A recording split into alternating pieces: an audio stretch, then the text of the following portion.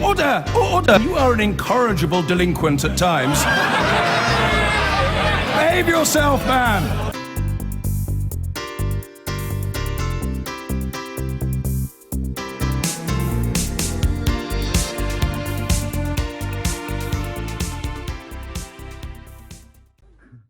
Well, Europe isn't just struggling to deal with migration. The region is facing the risk of yet more debt crises, the rise of the far right, the chance of Brexit, and with it the breakup of the EU itself. And, crucially, are Europe's leaders even able to cope?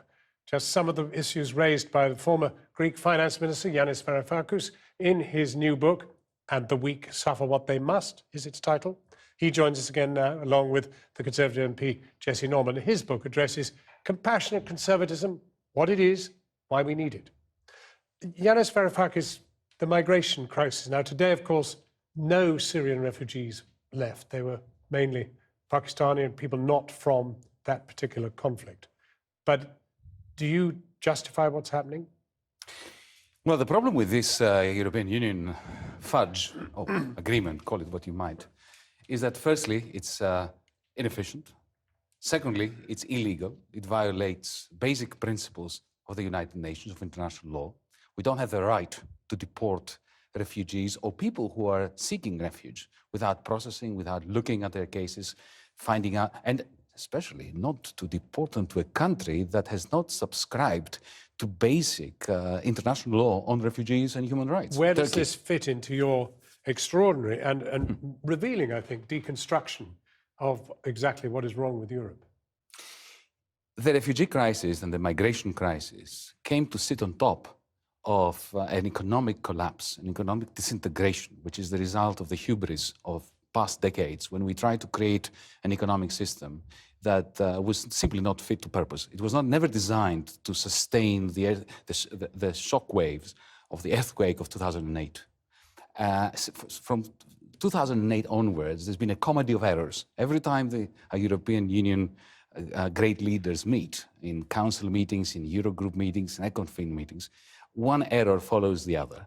And the only thing that really concentrates the mind of our leaders is how can they be in denial, how can they pretend that the rules which cannot be enforced are being enforced. So the result is terrible economic outcomes, which have created centrifugal forces within Europe. We see toxic political powers gain prominence. We see the Greeks hating the Germans hating the Greeks, everybody hating the French, the British wanting to leave. This is the result of a postmodern 1930s kind of disintegration. Then you add the refugees on top of that, and what should be a manageable problem is becoming unmanageable and leads to this kind of organized misanthropy. Well, that takes us to the nub of the thing, that basically the project has failed. This aspect of it.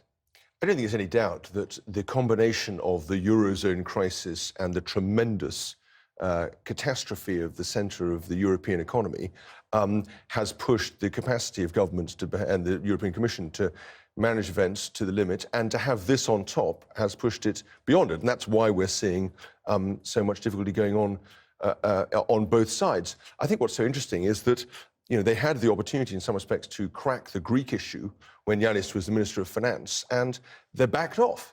And that, I think it was a crucial moment, because it now feels to me, and has done for a year or so, that the result, and you must comment on this, Yanis, is going to be another bailout of Greece, another round of extend and pretend. And I just wonder if that's really doable, and whether or not, when the whole thing comes down, if it does come down, it won't bring down not just the Greek economy, but the Eurozone and possibly a large chunk of the German economy. But I think the other point that you make is that actually, if we left, let's forget Greece for a moment, if Britain left, it would so profoundly change Europe that it might itself implode. Well, Greece is the canary in the mine. It's not responsible for the methane gas explosion, but it is an early warning. And it should be used as an early warning system. Instead, Europe is in denial of the problem that Greece just manifests on the question of Britain. I think that the great error that both sides in this referendum debate make is they assume the European Union is something out there, a constant, a given. And then the question that the British public is asked to decide upon is whether you want to be part of it or not. It's not so. The European Union is an evolving enterprise and a disintegrating one. Brexit would profoundly affect this disintegration process. I think it will accelerate it. And simply by hiding behind reconstituted sovereignty here in Britain, you are not going to be able to escape this vortex which will be created in the center of the continent if, let's say, the euro splits, the European Union disintegrates completely as a result of Brexit. Brexit speeds it up. You're going to end up with a huge dividing line, a new Berlin Wall, this time between France and Germany, running down the Rhine and across the Alps.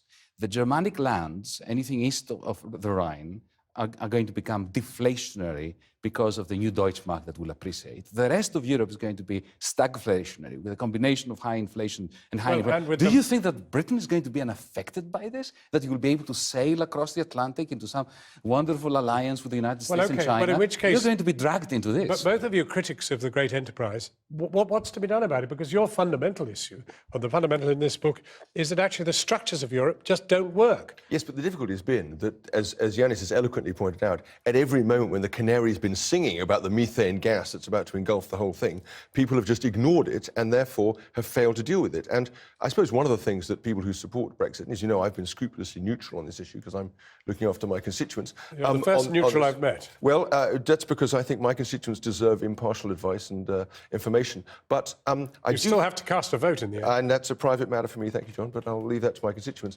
The question is not that. The question is how we as a country can, whether or not Brexit is itself then the action that forces the Eurozone and the other European countries to take a grip of the situation. That's the other way of thinking about it. It will be catastrophic for us.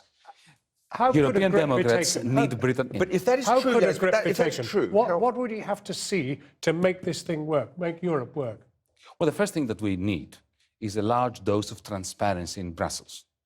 I have a very simple view. We're agreed on that, my friend. If we live stream European Union Council meetings, just that, kill there are people with cameras in there, boredom. connect them to the internet so that people can actually see what David Cameron argues on their behalf, what Tsipras, Merkel, Hollande argue on behalf of their people.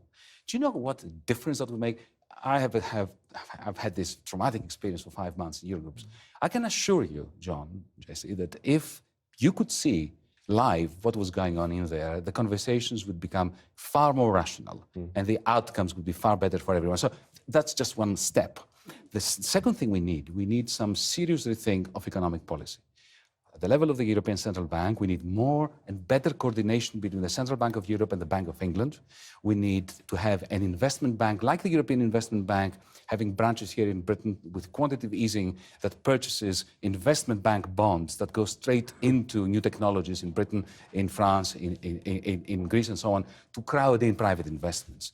We need to rethink the way in which we manage welfare, social welfare throughout Europe, without any federal moves, just in order to increase the sovereignty of our national parliaments. Let me ask you as a first step. Yes/no question. Yes. If you were British, would you vote to stay or to leave? To stay in order to fight Brussels from within. And can I ask a final question, which do you think there will be another bailout of Greece as matters presently stand? There is every second month there is. Because this is what happens when you have an unsustainable debt. You need more unsustainable debt to pretend that the previous debt was sustainable. Yanis Varoufakis, we'll never close this tab, but thank you very much indeed for coming in, Jesse Norman too.